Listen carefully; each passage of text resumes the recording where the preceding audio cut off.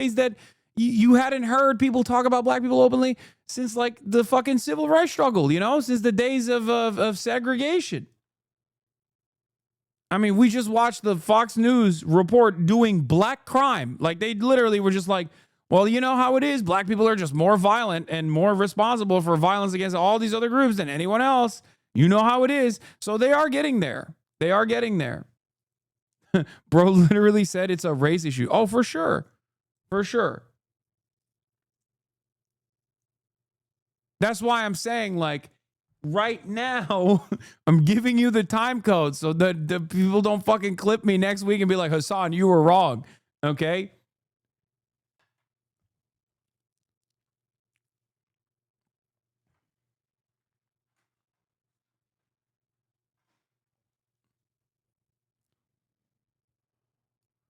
It is pretty fucked up. We have to put a stop to it. I don't exactly know how.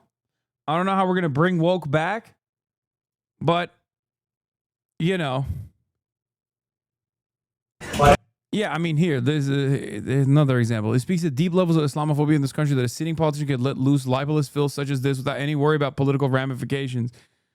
Kalman Yeager also addressed the New York City mayoral race. Speaking about Mamdani, we're at the precipice of having a mayor who thinks it's okay to kill Jews, not because he himself is going to do it. Supports him as an anti-Semite. But every anti-Semite supports him. Yeah, not because everybody who supports him is an anti-Semite, but every anti-Semite supports him. Every single anti-Semite supports him, and you got to ask yourself why.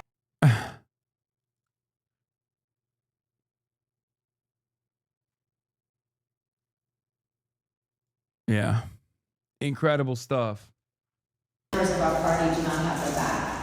And I think that's very destructive and damaging for our community, for our states. Yeah, no, definitely. I don't know. It's just like not even a thing. It's just so stupid.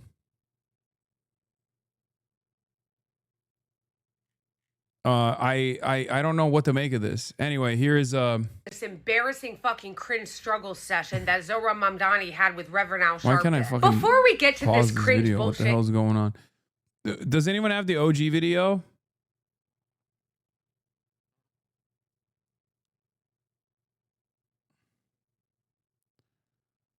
Apparently Zoran went on the Sunday shows. It's in the playlist. Okay. Let's take a look. Yeah, Spain announced measures to stop Gaza genocide and pursue the perpetrators. Spanish Prime Minister steps up scathing criticism of Israel's actions in Gaza. And then this is the MSNBC Zohran Mamdani Al Sharpton video that took place. I'm part of YDSA at FSU where that girl berated a guy wearing an IDF shirt, and here they posted at least 5 billboards saying being Jewish should not require campus security. This is exhausting. Yeah, that motherfucker was wearing an IDF shirt, man. That's crazy. I mean, listen, in the simplest terms, you see like, what is it? There was like a cabinet secretary, foreign minister fucking position in the UK, and the woman wears a hijab, right? And they were like, see, I can't believe that, you got another Muslim man in a fucking position of power. They're taking over. Like, just the easiest, the simplest fucking thing to say to that is like, okay, would you ever say this about a Jewish person? That's all you need to know. That's it. Can you imagine if someone was like, look, another Jew took a position of power? That would be unimaginably fucking racist. That would be anti-Semitic. Everyone knows what that is. Okay? That's it. If anybody, and I mean anybody in Congress, talked about Jews the way that like Randy Fine, Kirsten Gillibrand, and virtually every other fucking congressperson talks about Muslims and Islam, they would get fucking kicked out.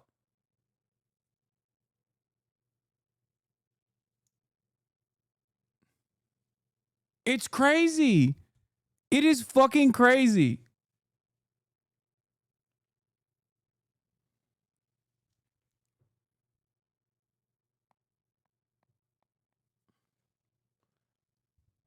There is no group of people that you can shit on this openly. Like, I talk about it with anti-blackness, all right? Anti-blackness is a core part of the American identity. But over the years, it's gotten to a point where like you can just point to anti-blackness without being like overtly anti-black, and you use dog whistles, right? Like if a congressperson was to utilize similar like statements like, oh, a black person in a position of power, what has happened to the world? Everyone would be like, all right, you're done. You're fucking out of your goddamn mind. You're psycho. Okay. This isn't to say that like anti-blackness is not a core part of the American identity in the way that Islamophobia is. Make no mistake. I'm saying that it's more insidious. Anti-blackness is more insidious, right? But you can't do it in an overt fashion. But you can do it in an overt fashion when you're talking about Muslims. You could just literally be like, this guy did 9/11. He is a radical Islamist, fundamentalist terrorist. He's going to do another 9/11. That's crazy. Now, of course, I'm talking about right now in this day and age, okay? It's 9/8/2025, 5:58 p.m. Pacific time in the United States of America. The reason why I'm detailing this is because things might be different tomorrow. Things might be different a month from now. It is heading in that direction where these guys very clearly want to speak about every group like this, okay?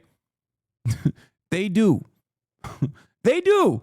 The same forces that are like pumping this kind of Islamophobic sentiment in broad daylight. You know, they want to talk about black people like this. They kind of are talking about black people like this again. And wait, oh my fucking Lord, bro. They can't even get the word right at this stage. Come on, man. Come on. Just like put some effort into it, man. Put some effort into the fucking smears. A flashpoint for Jewish New Yorkers who say they're concerned about how your views on the Israeli-Gaza conflict will influence how you govern the city. You said on Meet the Press in July, that's not language you would use. But you don't want to police the speech of others. But we both know words. Like, it clearly is not so scary that, like, it stopped Jewish New Yorkers from voting for him. You know, they did. The most successful Jewish candidate in the race endorsed him, actively fucking defended him, said this shit is crazy. What the fuck are we doing? These guys are so aggressively trying to claw back some kind of power. Like they know they've lost the fucking information war. They know they've lost the information war, so they just have to try and find like some kind of control, like a victory, no matter how fucking silly it is. Okay? That's what they're trying to do here. They're like, oh, well, you know, maybe if we can get him to apologize for this and then we can claw it back piece by piece. Because next it's going to be from the river to the sea. Okay? That's what it is. I said this before. I tweeted about it. Someone can pull out that tweet. The moment that you concede on this framing, which is a false framing to begin with, the moment that they move on to the next thing, then they go, well, why did it take you so long? Why did it take you so long to condemn it? Why are you condemning it? If you condemned it, why did you work with groups like Students for Justice for Palestine that say it all the time? Why did you set up the SJP chapter at Bowdoin College? They say it all the time over there. It's in the charter. Why? Because you know that it's not a bad thing to say. You and I both know it's not a fucked up thing to say at all. You're just capitulating to racist fears. Okay? That's it. So I always say it's better to be honest. Just say the fucking truth. Just say the truth. Words matter. The Department of Defense means something different than the Department of War. I've experienced this throughout my own civil rights career, and I've had to correct myself to deal with what people receive may not be what I meant. And words have consequences, and sometimes... He has taken the long road to just get him to concede that, like, you know, maybe sometimes words are misunderstood. Yeah, this is what I said. No, this is not what I'm talking about. This is not what I was looking for. I was talking about specifically what I said about Zoran potentially caving to this. Okay? Free Palestine from the river to the sea means Palestinians no longer live in an apartheid state and are free of the occupation and have equal rights and representation, not genocide of the Jews. Just like Black Lives Matter never meant white lives don't matter. On the other hand, this is anti-Semitic. The confliction between anti-Zionism and anti-Semitism is one that the ADL in Israel uses regularly. They claim Israel represents all Jews. Yeah, where they hit like they tag the fucking mural, right? I despise the media circus environment that compels every journalist to ask the same question and every other journalist. Does anyone have the OG, the tweet that I was looking at? I know exactly what tweet you mean. Look at this fucking guy. Look at Jojanite. Classic Jojanite. Look, look, look. I know exactly what tweet you mean, but I won't link it because you always ignore my links.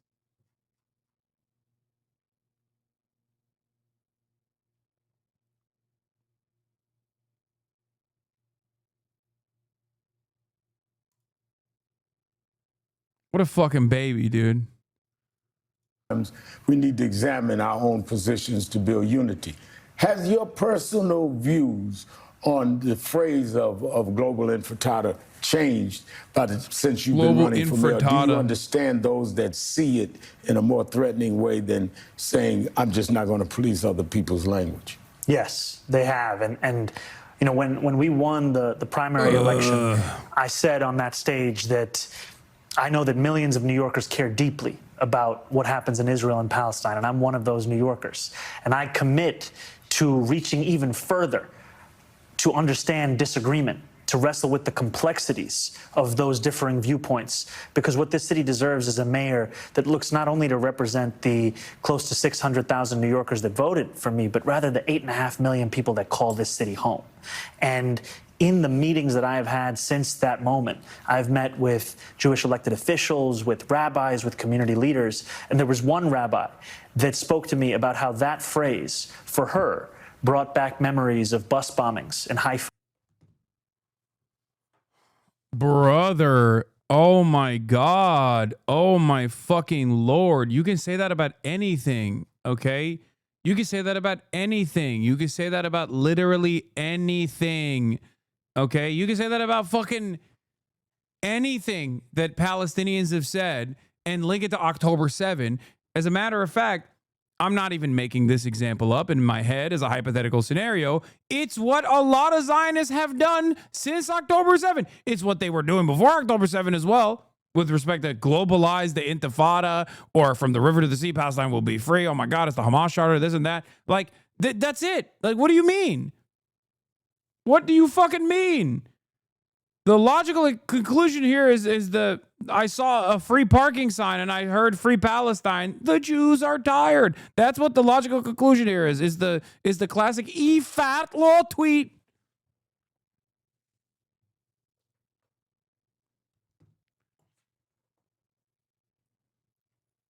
Also, this is silly. You've spent your fucking adult life doing activism for fucking Palestine. What do you mean? Don't you realize that this opens you up to a fucking flood of moments where you have been around people saying globalize the intifada?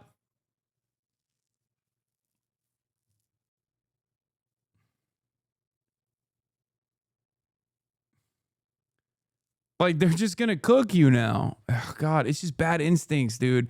Do I think he is shaken from his position of being like unconditionally pro-Palestine? No, I don't. I just think it's bad fucking instincts, okay? Disappointing for that reason.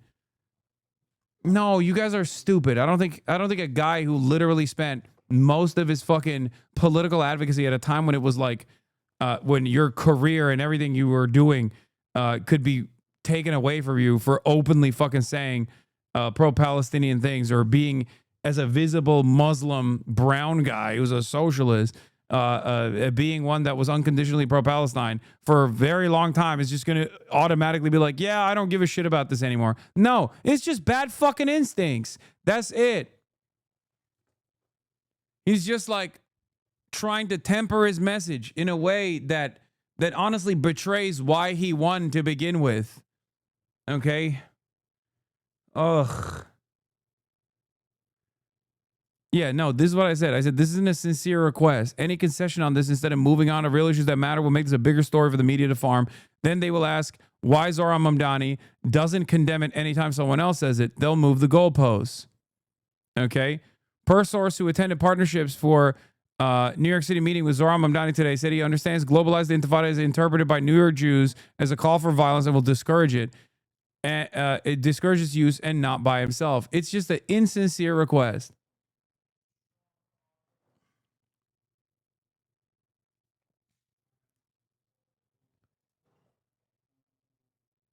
There is no reason. There is no reason to fucking lean into this shit because it's not a sincere request. It's an insincere one. Okay? What? This is a bot? I agree with you, Hassan. 100% go to WW. No, that's not a bot. That's my most loyal supporter. Oh. Views on Intifada. Zohran Mamdani. Bus bombings in Haifa of restaurant attacks. Mahmoud Mamdani, his Baba. Intifadas, political change. I point to de-Zionization. Wrote his book for Zohran. You teach us how to engage the world in difficult times.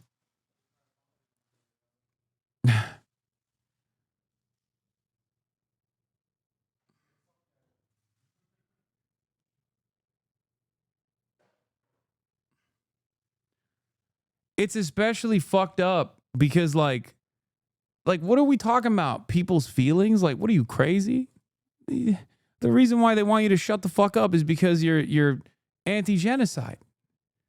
They want to take you out because you're fucking anti-genocide. That's it. And there's a real genocide happening. Fuck you mean feelings? You know? Oh, people's feelings are hurt by the language that I'm using because it's an Arabic word? Okay, well, those people are fucking racist. Tell them to take a hike.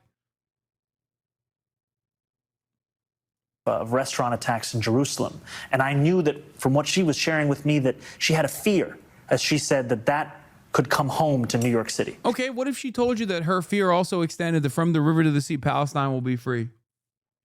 What now?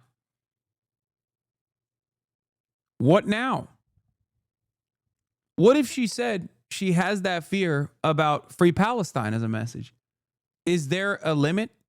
What is it that globalized the Intifada that allows you to, because it's not sincere. He's not being sincere here. That's the other thing. He's just lying. He's fucking lying. Like, everybody knows he's lying. Everybody who has been a part of the pro-Palestinian advocacy knows that this is just not true because it's not a real fucking, it's not a sincere request because the reality of the matter is Intifada is simply an Arabic word and that's why it's scary for people, okay? That's it. That's it. That's it. It means uprising. Globalize the uprising. If people were saying globalize the uprising, it would get less mileage, okay?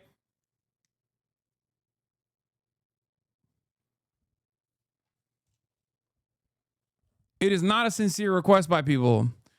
The sincere request that they want to make, but they can't openly say is for you and many others like you to shut the fuck up about Israel slaughtering children every day. That's it. And so in having that conversation with her, I knew that the gap between the intent that I have heard some New Yorkers share with the use of that language of calling for the end of the Israeli occupation of Palestinian land was disconnected from the impact it was having in that same conversation I was having with that rabbi. So I have said, after having that conversation, that this is language I would discourage. Meanwhile, motherfuckers in the UK are literally getting arrested because of the fears that people have, okay? That's the logical conclusion of the leaning into the fears that people have about certain language. There is the reality of a genocide unfolding. There is the reality of people who see right from wrong, people with a conscience, okay? That obviously see what is going on and want to take action against it. Okay.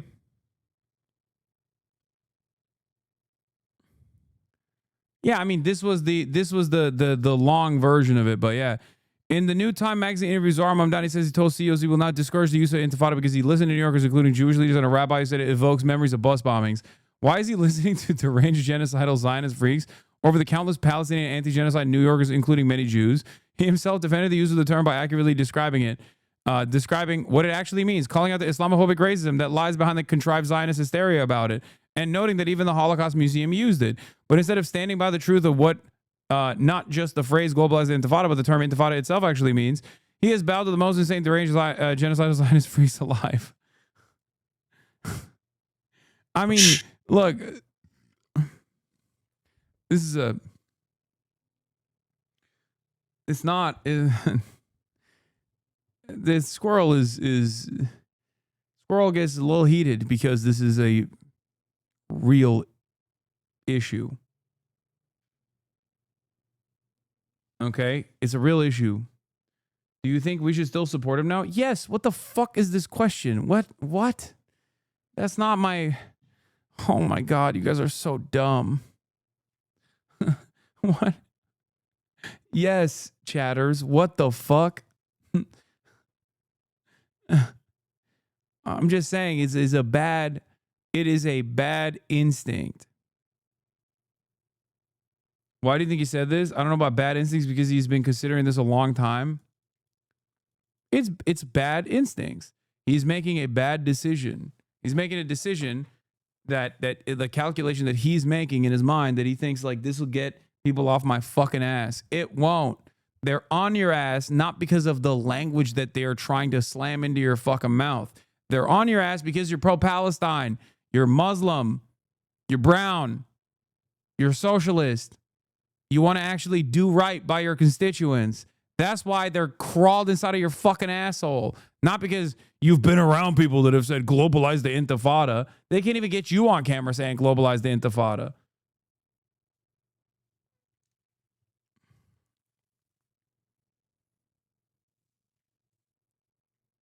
It's just like you're anti-genocide. And people who are pro-genocide want you to stop being anti-genocide.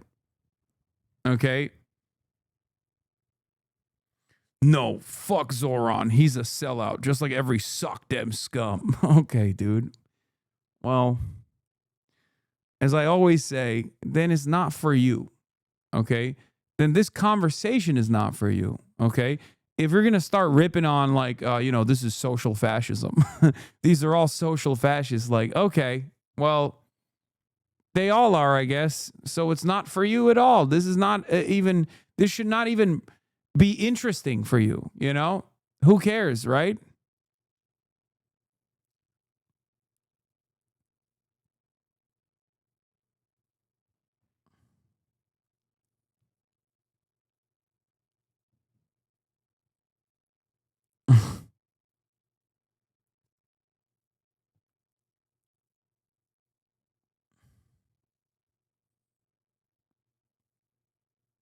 That chatter is exemplary of this being very online. I don't think the people who voted for him or will vote for him /care about this that much. No, exactly. That's why it doesn't even matter that he has to fucking make these kinds of like decisions. Most people just saw him saying, I'm not going to Israel.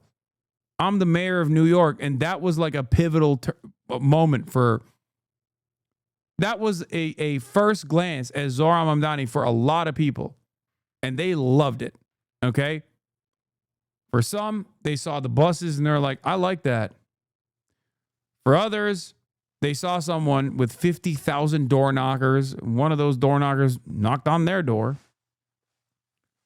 That chatter doesn't live in New York City? Yeah, I mean, no shit.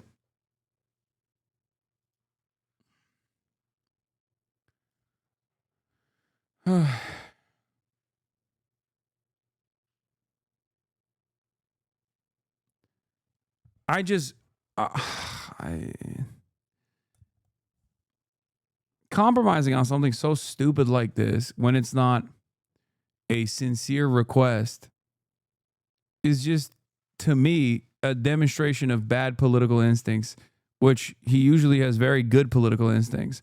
I don't think he's like betrayed the pro-Palestinian movement or anything. Okay? I'm not stupid. Like, I don't think that.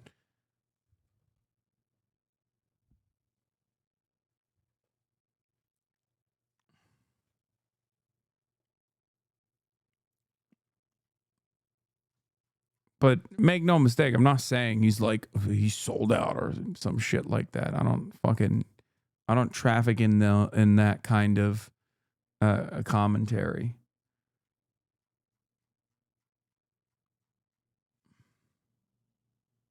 You know what I mean?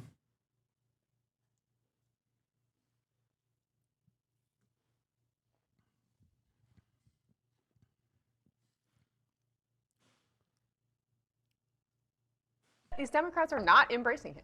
Yeah, I think it's a mistake. I mean, I understand it. First of all, there's probably donor pressure from, particularly in New York, on this, and I'm sure that in part there's a fear that he will become emblematic of the whole Democratic Party. But understand that he ran on the issue of affordability and on a kind of positive politics that got, as Bernie said.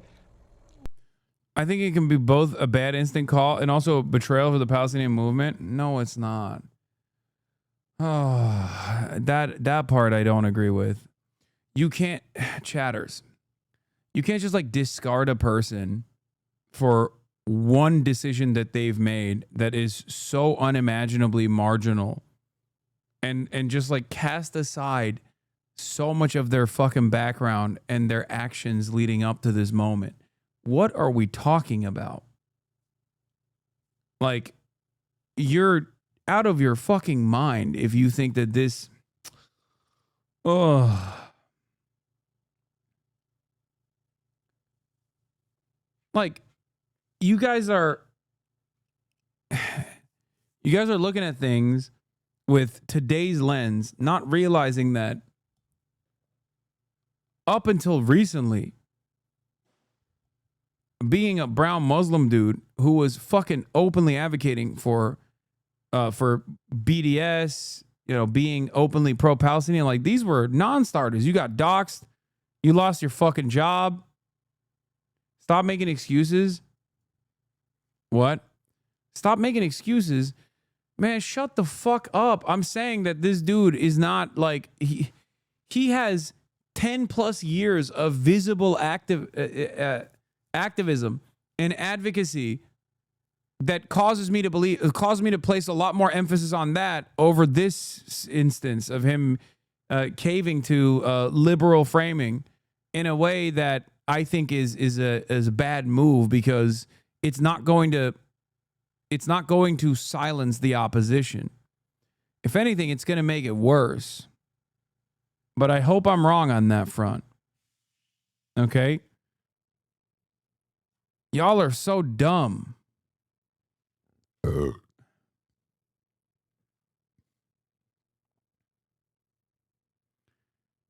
He's indulging racist fantasies about Palestinian terror attacks in New York City. Yes.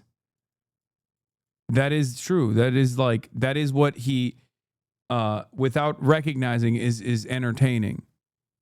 Like when someone says globalist intifada, that reminds people that there's going to be a bus bombing attack in fucking New York City or some shit. Like, that's a crazy thing to say.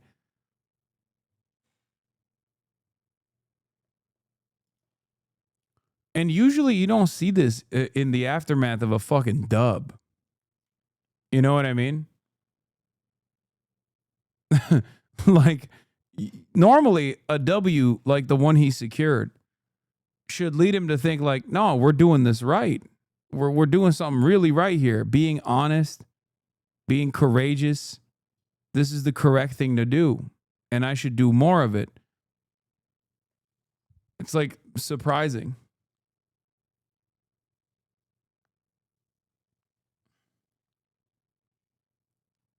Many, many young people in that city to involve themselves in the process. What is the message that they are sending? By the way, he carried Hakeem Jeffries' district 2-1. Well, yeah, ultimately it's not the end all be all.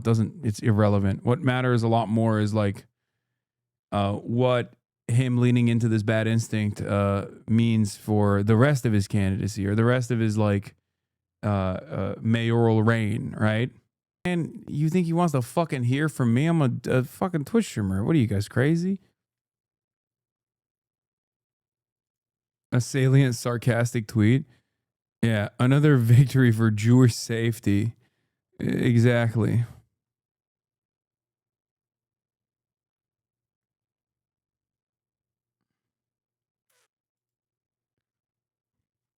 Of principle, and they're people of courage, and they are appalled that civil disobedience should become an act of terrorism. And I was just a few minutes ago looking at a speech, an excellent speech made by Shabana Mahmood in 2014. Just saying. Supporting people who opposed the then bombing of Gaza. So I think we need to think about the legislation that's being passed. Protest should be allowed in our country. And indeed, when I, for example, challenged Jack Straw on this in the Terrorism Act 2000, I said, will this criminalise civil protest? He said, no, never. It's interesting you cite a speech, which I haven't read, obviously, but Shabana Mahmood speaking up against, in the interest of protests against the situation in Gaza, because there's a difference, of course, towards doing that and supporting a proscribed terrorist organisation. John Healey, the Defence Secretary, said yesterday to Trevor Phillips, I would say to those people, voice your concerns, protests on the streets, challenge us as a government to do what we can to relieve the suffering in Gaza, but that does not need to be linked with support for Palestine action. It's a fair point, isn't it? Not really, because Palestine action have been prescribed by the government, and I personally oppose that legislation because I do think in a free democratic society there should be a right to protest. When they went onto the base at Brize Norton, they knew what they were doing. They knew that they would be charged with criminal damage. They knew they'd be charged with criminal trespass. They took that risk. They knew that, but they did it out of principle. They were. Yes, Lamau, you're consistently correct on things and have spoken at length with him and even have people in his community on his time. Why wouldn't your advice be valuable? Because I'm not fucking Bernie Sanders. I don't have the same level of like institutional relevance to someone whose ambitions right now is to win the New York mayoral race. Like, that's, you know, if I'm in his ear and Bernie's in his other ear, I feel like he would probably listen to Bernie Sanders more than someone like myself. I mean, he literally talks about how Bernie is the reason why he's a democratic socialist. I guess that's a bit of a difference between like people who came to that conclusion after Bernie versus people who had that conclusion before Bernie Sanders, but always appreciated Bernie for what he's done for others. Not involved in bombing anybody. They weren't involved in killing anybody. They weren't involved in threatening anybody's safety. And instead, they've now become a terrorist organization and threatened with very long terms of imprisonment. I understand their case is not going to get to court until January 27.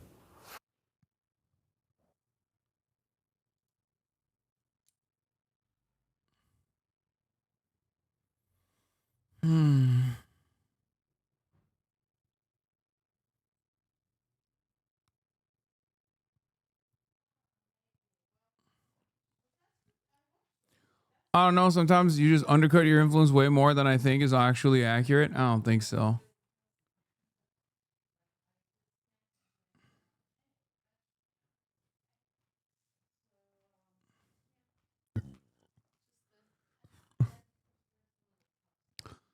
Despite being banned, Palestine Action claimed a victory this week. Israeli arms manufacturer Elbit Systems appears to have quietly closed its Bristol factory, which the Guardian reports finding deserted when it visited last week. Site was targeted dozens of times by Palestine Action, including one on July 1st, 4 days before the group was prescribed. Actions include blockades, occupation, smashing windows, and spraying the site with red paint. Elbit Systems UK is a subsidiary of Israel's largest arms manufacturer, which describes itself as a backbone of the Israeli Defense Forces drone fleet. It also creates systems for military aircrafts, armed remote control boats, and tanks. After being extensively targeted by Palestine Action in 2024, and as Israel committed a genocide in Gaza, Elbit Systems UK latest accounts show that it made an operating loss of £4.7 million compared to a profit of £3.8 million in 2023. Elbit has operated from Bristol since 2019, with its lease not due to expire until 2029. It did not respond to a request for comment from The Guardian, but reporters say there were no staff present last week aside from security guard parked outside the premises. In 2022, Elbit had to permanently abandon its London headquarters after relentless direct action made operating there impossible. Since then, it has sold at least 2 other sites. Although Palestine Action is not currently operating, other direct action groups have picked up the baton. On 26th of August, activists from a new group, Palestinian Martyrs for Justice, occupied the roof of an arms factory in the West Midlands. Yeah, this is the other side of the story where it's like, well, We prescribe Palestine action. Okay, this is called Palestine inaction. Now we're Palestine inaction. What are you going to do? The genocide is continuing. People's discontent is still continuing. What do you... Okay, the name changed. All right, this is a totally different group. Totally different group of people that just seemingly also have the same opinions. They're anti-genocide. They're pro-Palestine. What are you going to do? Like, this is what I mean. It's like so fucking stupid. And the people that are getting arrested for putting up placards that say like I support Palestine action are doing so as a matter of protest, obviously. You know? Yeah, it's not Palestine action. It's actions for Palestine now. You know? Rebrand time, baby.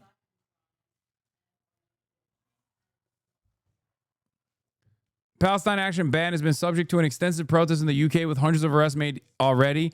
It is set to go before the High Court for judicial review in November.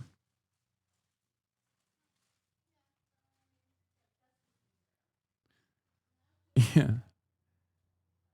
Yeah, we're now called the Labor Party. Checkmate. Anyway, it's just so fucking stupid. Daniel Mate has a shirt that says plasticine action to avoid any issues.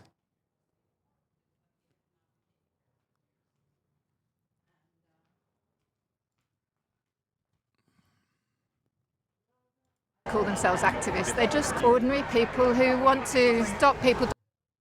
Legislation prevents name changes? No, you don't understand. It doesn't.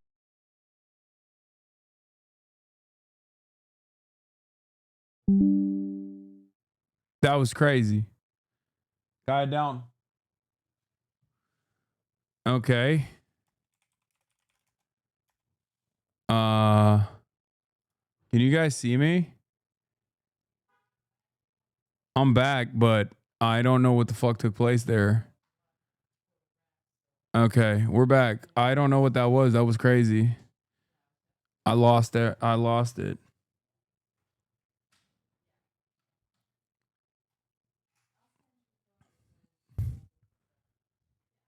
Ay,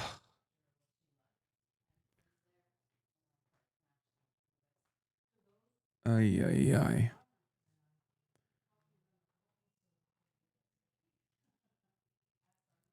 I was saying it's like Antifa, okay? Anti-fascism is an action, is a movement. It is decentralized by nature. It is a group of like-minded individuals. They don't have to have an official organization. They don't have to have a place, a zip code, a place that they go to gather, okay? It can happen anywhere and at any moment, at any time. And the same goes for anti-genocide direct action. So this is precisely the reason why I'm saying it's fucking stupid when people go, oh, well, Palestine action, they got them, they prescribed it. Okay.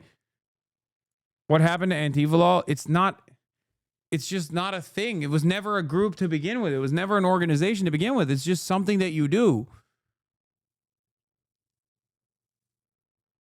Oh, God.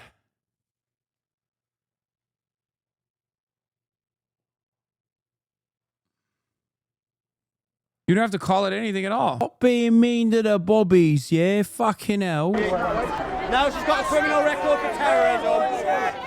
Crime, punishment, and urban dysfunction are rolled back drastically, and the future of mobility will be won by autonomous vehicles, especially once the Luddite obstructionist labor unions are pushed aside, this guy says. What a fucking psychotic take, man. What a fucking insane take. Brother, there is a genocide on vehicles as opposed to random instances of ultra violence that take place. And that is before we even factor in like permanent injury. What the fuck? Dude, look, yeah. The subway risk chart you've been waiting for, Sawyer County, is where Sean Duffy's from, and his numbers are 2018 to 24 annual averages. Let's take a look. Annual deaths per 100K of the population. Victims of U.S. lightning. Okay, 0.004. Homicide, New York City subway, 0.4. Accidental drowning, 1.2. Homicide, 3.2. Traffic accident, 3.8. Homicide in New York City, 4.3. Homicide in Palm Beach County, 4.5. Traffic accident in the U.S. altogether, 12.1. What the fuck?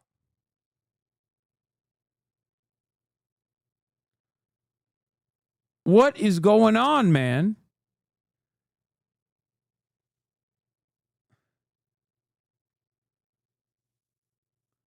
Americans can't drive. No, dude. Americans have an incredibly car-reliant infrastructure, and therefore Americans drive a lot more than other places. And when you drive more, you get into car accidents more. That's it.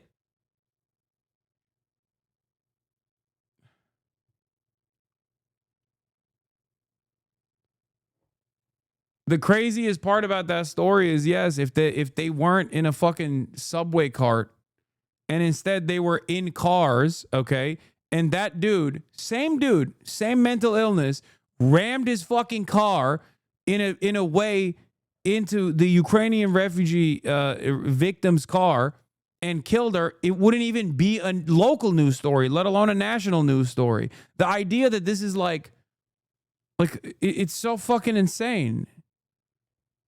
This isn't to say that this isn't a horrific act of violence. Of course it is.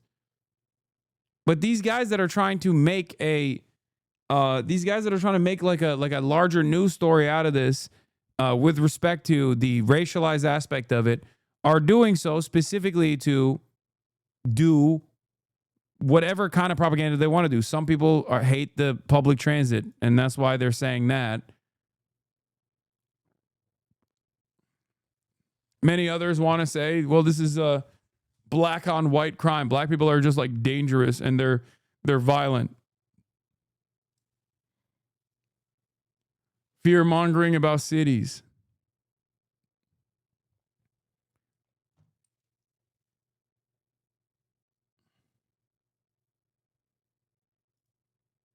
They are going to 100% use those to argue this is why we can't have free transit in New York. More of these people are going to use it. Oh, no, I mean, I understand that too, for sure.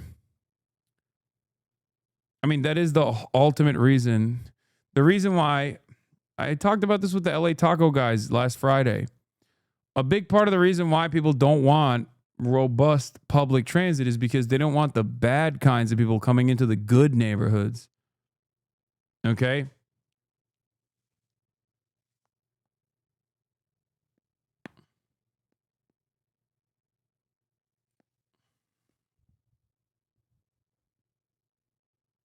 Of course, if you look at actual crime statistics, you would realize that you have an infinitely larger chance of being murdered or assaulted by someone that you know than a random person.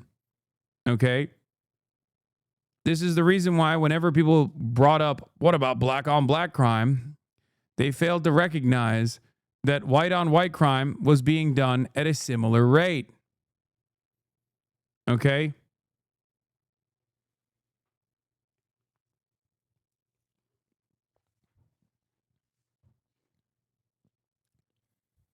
That's why the interracial and crime statistics of that sort don't actually show the clear, the broader picture here.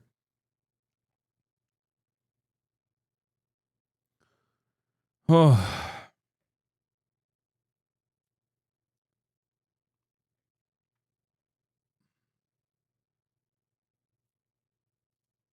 But I don't ever take it anymore. I haven't taken it since all of the crime went up in New York, and I don't feel safe because of things like this. Well, I'm in on the 1 train second. every day and the subway maybe twice a week. So you got to always think about that. Do you ever I get never think about it, taunted or especially anything? no. I mean, but can I just say this too? So there's the people that are the victims of this, but then you have a Daniel Penny. When you do decide to defend yourself, you lose all your money. Yeah. And you may get a liberal jury that wants to be woke. What the fuck are you talking about? Daniel Perry has a job because he fucking choked and killed a homeless person to death in broad daylight. What are you talking about? Daniel Penny literally got a new job for this reason. He became like a conservative media darling too. He was celebrated every step of the fucking way. They are hallucinating a reality that doesn't exist. And doesn't want to look at the facts and then give you life in prison for defending yourself. So we're in a no-win situation right now. But that's why when Michael Watley runs for Senate against the governor. I saw a statistic that was like, when you look at all homicides done by people who didn't know the victim, 1 out of 3 of those victims were killed by a cop. Huh.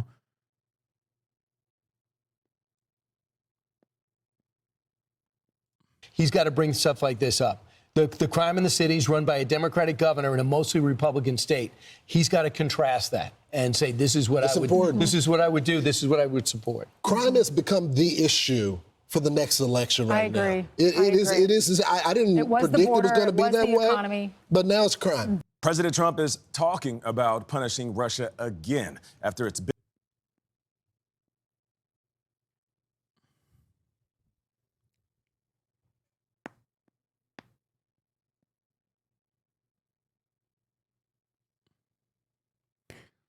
Yeah.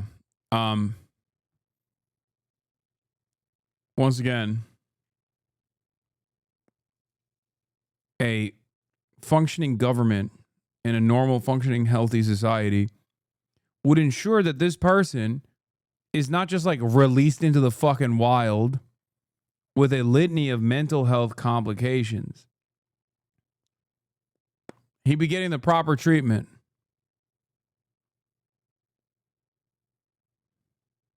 That's it.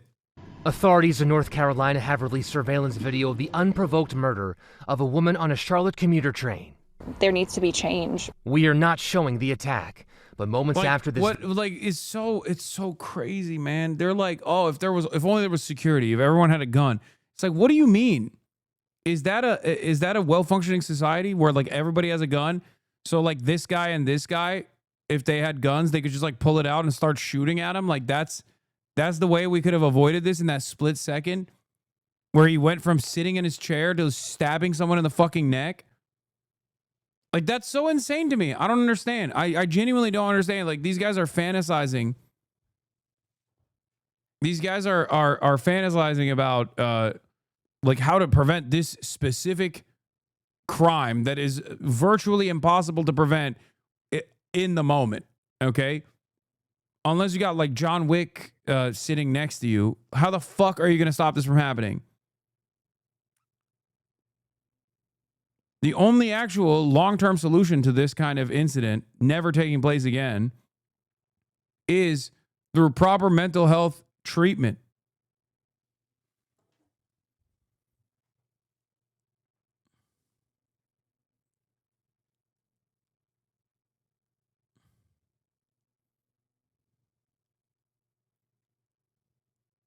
Video was taken, 23-year-old Irina Zarutska took a seat in front of the man on the right in the red hoodie and began scrolling on her phone. After a few minutes, police say the man identified as 34-year-old DeCarlos Brown took out a pocket knife, stood up, and stabbed Zarutska several times.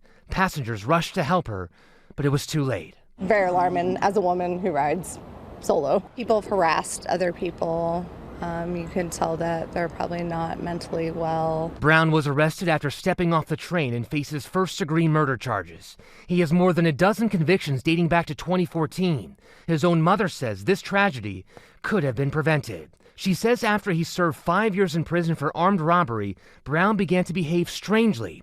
She says she got an involuntary commitment order and he was placed under psychiatric monitoring, diagnosed with schizophrenia. But she says he got so aggressive, she had to kick him out of her house. Earlier this year, he called 911, making what police describe as paranoid claims. A judge ordered a competency evaluation, but he remained a free man. The case highlighting challenges in the judicial system when it comes to mental health. A retired judge saying resources are spread too thin. As for Zarutska, her family says she was a talented young artist who had come to the U.S. to flee the war in her home country of Ukraine. And Charlotte's mayor is pushing for more investment. Dude, America's so fucking crazy, man. It's just so wild. You escape Ukraine because you're like, I don't want to get fucking laser. Commitment are complex and can take years to navigate.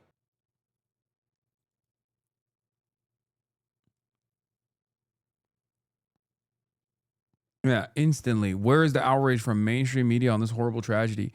Like, this is one of those things where it's like, listen, if this guy was able to like get away with it or something, which would never happen in a million years, then yeah, there would be unimaginable outrage.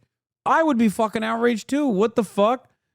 It's just like these guys they look at, like, right-wingers love looking at liberals and being like, well, they are actually looking at a systemic injustice that took place, like when a violent criminal actually gets away with murder or rape or whatever. And then they literally flip the script and go, this person behaved in an incredibly violent manner, in an unjustifiably violent manner, and is going to prison. Why is no one mad about this? Like, what do you mean? We are mad. I am mad. I'm mad at a system that doesn't fucking actually offer the proper care to these fucking people and just release them in the wild and make it everybody else's problem. That's it. That's a systemic failure. I'm mad at the politicians for not doing shit. I'm mad at the politicians for thinking the only way to solve this problem is by having an armed security person in every fucking subway cart. As though that's going to fix the issue. It's not. It's not going to fix the issue at all. This is a systemic failure. It requires systemic solutions. If you think America's so terrible, why don't you just leave? Because I'm stubborn, man. What the fuck kind of dumbass question is this? I've already answered it so many times. And come to Canada. I mean, Canada has these issues too. I'm stubborn. I'm stubborn. I'm a stubborn piece of shit. Okay?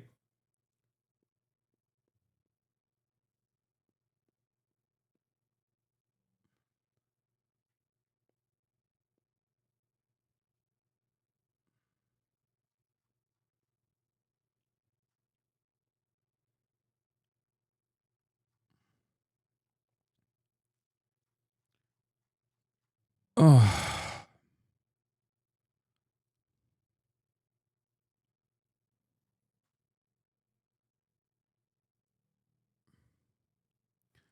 Local news went and found the perpetrator's mom, the Carlos Brown's mom. She's not making an excuse for her son. She says what he did was atrocious, but it was horrible and it was wrong. The point of her speaking isn't to make her son out to be a victim. He's not. She says she wanted to speak about the arrest to highlight how the system failed and things got to this point. When Brown not yet appearing before a judge and police largely quiet about the details of what happened, Brown's mom provides more context on how things escalated to the point where Irina Zarutska was randomly stabbed to death on the light trail. As I previously reported, Brown served more than 5 years on an armed robbery charge. When he was released from prison, Brown's mom said he started saying weird things. She says she got Brown evaluated, but his behavior became aggressive, so she got an involuntary commitment order from the courts. He was placed under psychiatric monitoring for 2 weeks and diagnosed with schizophrenia. But after he was released, she says Brown became so aggressive she had to kick him out. He became homeless. In January, Brown was arrested for misusing the 911 system. Police say he called from the hospital and claimed someone gave him man-made material that controlled when he ate, walked, and talked. Despite his criminal past and homelessness, Magistrate Teresa Stokes allowed him to be released from jail on a written promise on appeal. In court last month on this charge, the public defender questioned Brown's mental capacity. Judge Roy Wiggins ordered a forensic evaluation. People are going to turn around and be like, this magistrate actually is woke, and they release him in the wild. No, the reason why they release him in the wild is because there's no other place for him to go to. Like, we don't have a normal process here to be like, hey, let's get you some free health care. Okay? Let's get you some free health care. Because at that point, he's just a dude with a criminal record who has served his time and is very clearly schizophrenic. Okay? Like, he hasn't done this gruesome stabbing yet. Okay? Instead of bringing him to a facility, giving him the proper mental care and the drugs necessary to keep him stable, they're like, fuck it. We'll figure it out later down the line. Brown's mom says the court should have never let her son be out in the community knowing he had mental health issues in previous arrests. CMPD's community policing team was well acquainted with Brown. They encountered him 3 times in 2024 and referred him to resources each time. CMPD has still not answered my questions asking what these resources are, if he accepted any of them, if police have any recourse if they keep encountering someone who refuses to help, and why Brown wasn't arrested if he was accused of criminal activity. Like, what do you do in that situation? You know what I mean?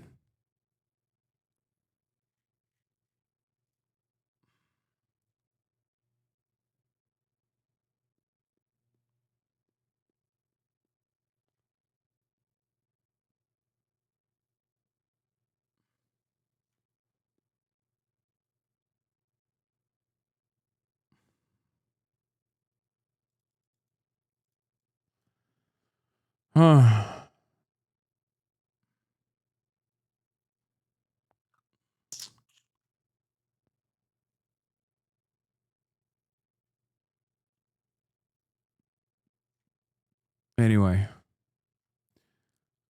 it's fucking horrible. What else is there to say about this, man? Jesus Christ.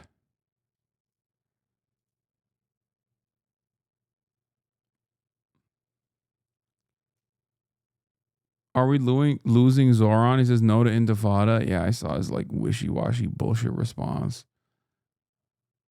Hold on. I'll get to it in a second. First, I'm going to show you Kirsten Gillibrand. Kirsten Gillibrand, who's in charge of electing more Senate Democrats, insists 9 out of 10 Democrats are pro-Israel. Prem reports 8% of Democrats support Israel's war on Gaza. 75% of Democrats oppose sending more military aid to Israel.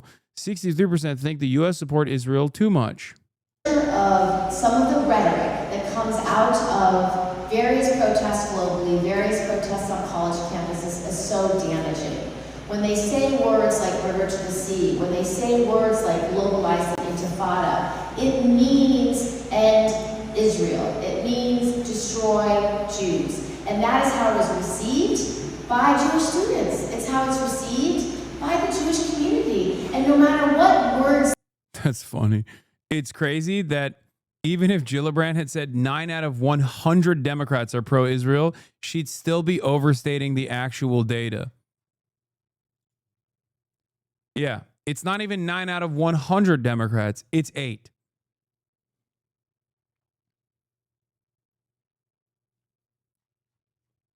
It's 8%. Israel has 8% support in the Democratic Party. Now, maybe she means 9 out of 10 Democrats are pro-Israel, and when she's talking about that, she's talking about electeds. Obviously. She must mean electeds. She doesn't mean real Democrat voters, because that's the opposite reality. So what the fuck's going on here?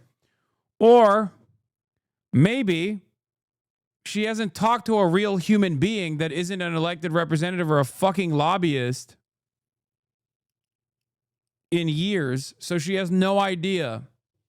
They intend to be saying, that is the meaning of these simple phrases, globalize the intifada and river to the sea. That is the meaning. And that has been the meaning for a long time.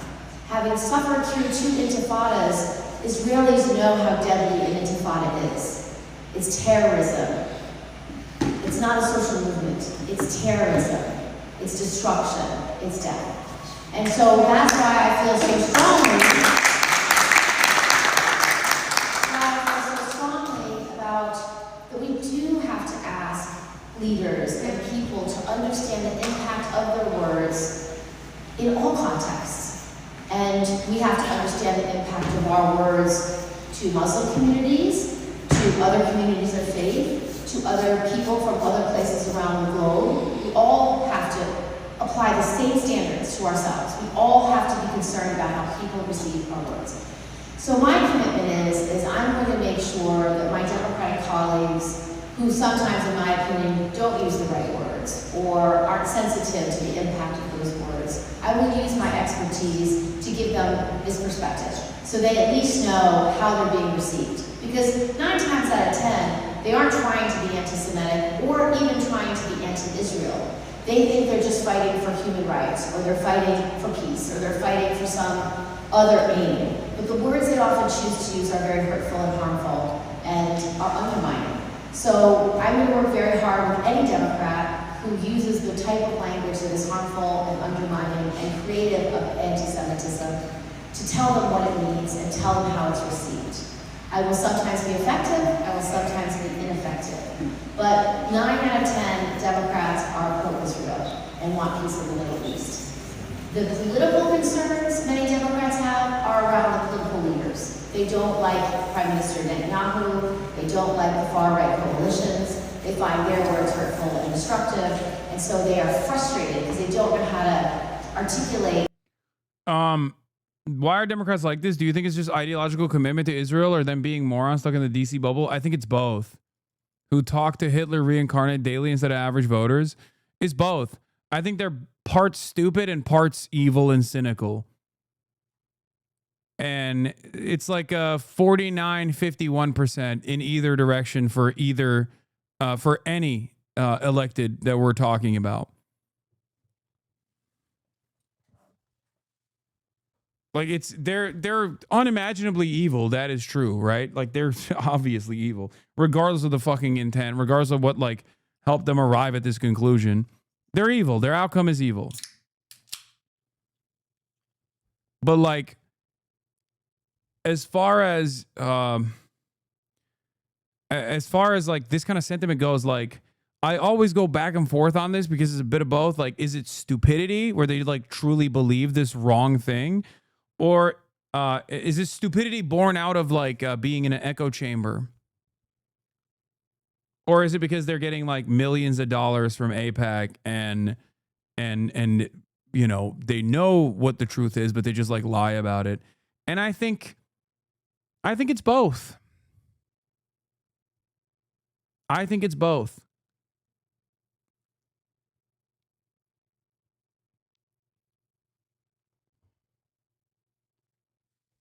How do you say it? IPAC? AIPAC? Yeah. One of those groups. Political disagreement. And sometimes it comes out as anti-Israel. And I try very hard to explain that your intentions are one thing, but how you receive is another. And that's where we get the disconnect. And so I'm going to keep working hard to try to find a Yeah, also, Adam also had a good point on this. Even if one accepts this frame where a perceived victim gets veto power over language, every single time Democrats in Congress say Israel has a right to defend itself, hundreds of kids are killed that week, nonstop for 100 weeks. Why isn't this expression therefore off limits? This squishy bullshit sounds superficially sensible to half paying attention liberals, racists, or both. But more Palestinians were killed in the first 2 weeks of the Israel-Hamas war, in air quotes, than Israelis have been killed by Hamas since the creation of Hamas 40 years ago. What do only one set of very special feelings matter? Why are Palestinians or Lebanese or Syrian or Yemeni or Iranian feelings not allowed to matter? These are rhetorical questions I know the answer to.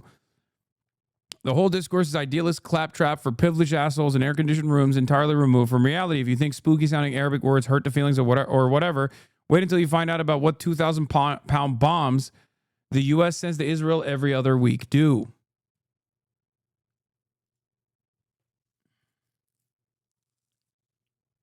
For a lot of these people, they don't give a, like, none of these people, I will tell you with sincerity, none of these people give a shit about anti-Semitism. Like, they don't. They only care about anti-Israel sentiment. They do not care about anti-Semitism at all. The only extent to which they care about anti-Semitism is how much they can, like, genuinely weaponize it against anti-Israel statements, anti-Israel sentiments. That's it. It is completely fucking ridiculous.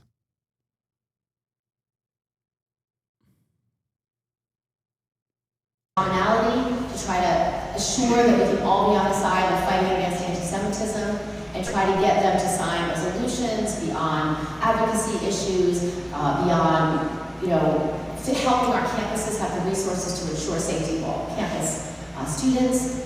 So I'll work as hard as I can, Michael, to do exactly what you're saying, because it is very hurtful and it makes people feel like sometimes that